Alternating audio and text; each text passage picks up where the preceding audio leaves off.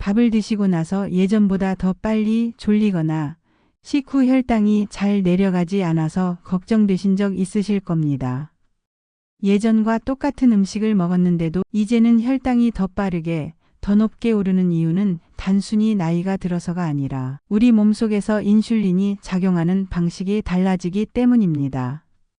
원래 우리 몸은 인슐린이라는 호르몬을 이용해 밥이나 과일에서 올라온 포도당을 근육과 간, 세포 안으로 넣어 에너지로 사용합니다. 그런데 60세 이후부터는 몸속 세포가 인슐린의 신호에 덜 반응하면서 같은 양을 먹어도 혈당이 훨씬 더 잘 오르고 잘 내려가지 않는 패턴이 나타납니다. 한국당뇨병학회에서도 이 시기 인슐린 민감도가 평균 30에서 40% 감소한다고 보고하고 있을 정도입니다. 여기에 근육량 감소도 큰 역할을 합니다.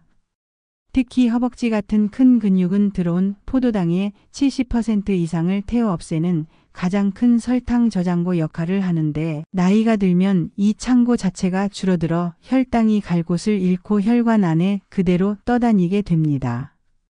게다가 지방간, 아침을 거르고 점심에 몰아서 드시는 식습관, 빵과 떡 그리고 면 같은 흰 탄수화물 중심의 식사까지 겹치면 식후 혈당은 더 빠르고 더 크게 오르게 됩니다.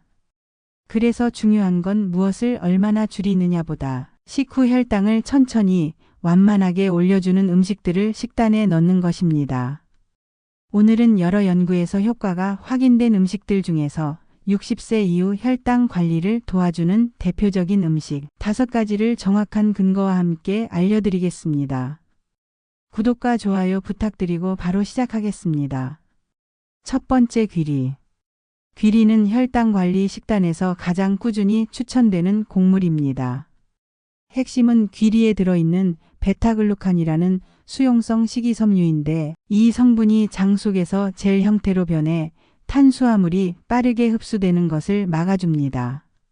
미국 FDA에서도 귀리는 혈당 조절과 콜레스테롤 개선에 도움이 될 수 있다고 공식 인정했고, 실제로 베타글루칸을 하루 3g 이상 섭취했을 때 식후 혈당 상승 폭이 줄어들었다는 연구도 발표되었습니다.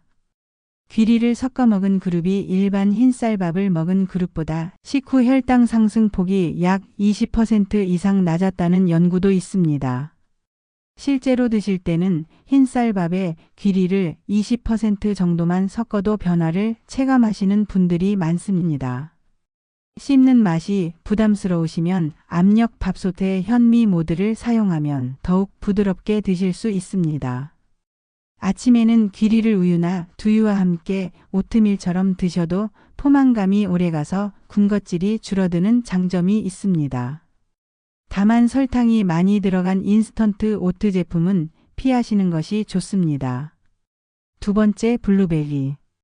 블루베리는 과일 중에서도 혈당 부담이 낮은 편으로 혈당 지수가 낮아서 흡수가 서서히 일어나고, 보라색 색소인 안토시아닌이 혈관 염증을 낮추고 인슐린이 제 역할을 하도록 돕는다는 연구가 꾸준히 있습니다.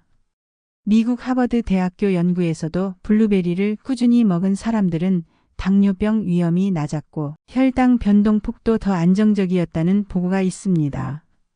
생블루베리는 물론이고 냉동 블루베리도 영양 차이가 거의 없어서 가성비 좋게 드실 수 있습니다. 오히려 냉동 과정에서 껍질이 살짝 갈라지면서 안토시아닌이 더 잘 흡수된다는 연구도 있습니다.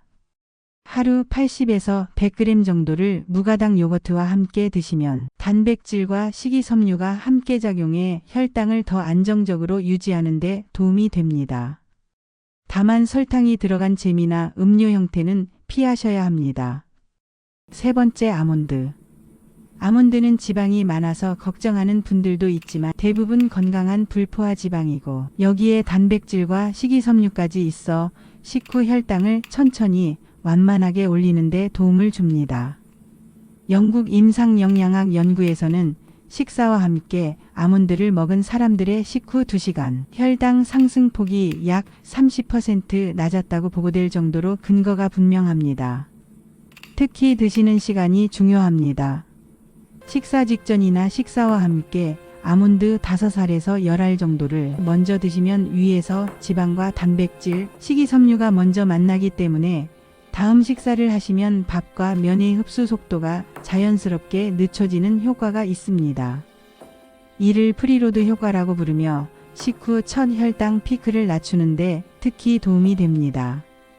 다만 소금이나 설탕이 묻은 아몬드는 혈압과 혈당 모두에 부담이 될 수 있으니 무염 제품을 선택하시는 것이 좋습니다. 네 번째, 병아리콩.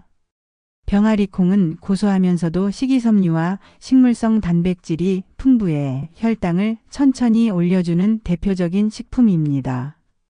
특히 세컨드밀 효과가 있어 아침에 병아리콩을 드시면 그 효과가 점심 식후 혈당까지 이어지는 것으로 알려져 있습니다.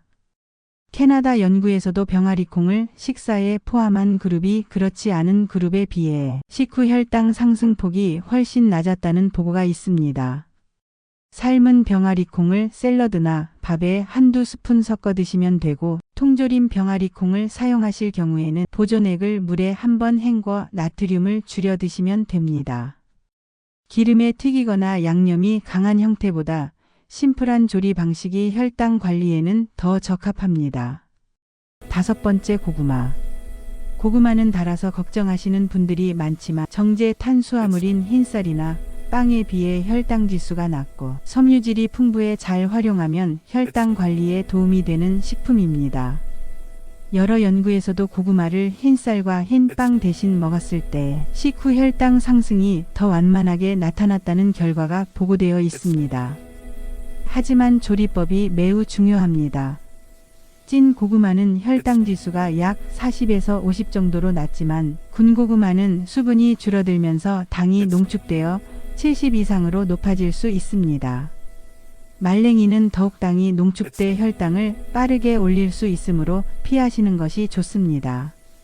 가장 안전한 방법은 작은 고구마 1개를 쪄서 드시는 것이고, 한번 식혔다가 드시면 일부 전분이 저항성 전분 형태로 바뀌어 소화 흡수가 더 천천히 이루어져 혈당을 부담 없이 관리하는 데 도움이 됩니다.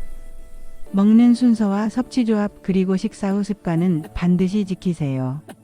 좋은 음식을 챙겨 드시는 것과 함께 중요한 것이 먹는 순서입니다.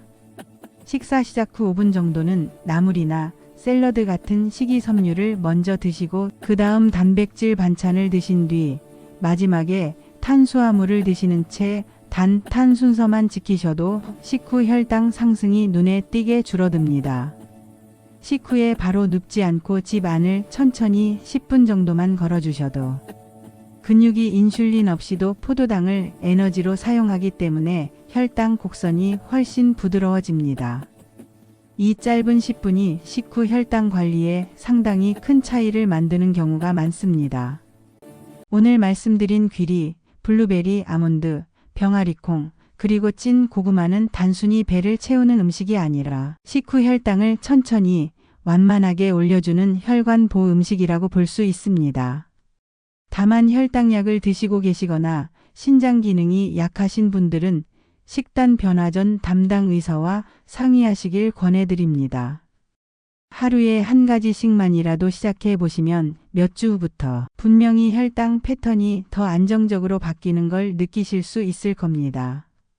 도움이 되셨다면 구독과 좋아요 부탁드리고 다음 영상에서 더 정확한 건강 정보로 찾아뵙겠습니다. 감사합니다.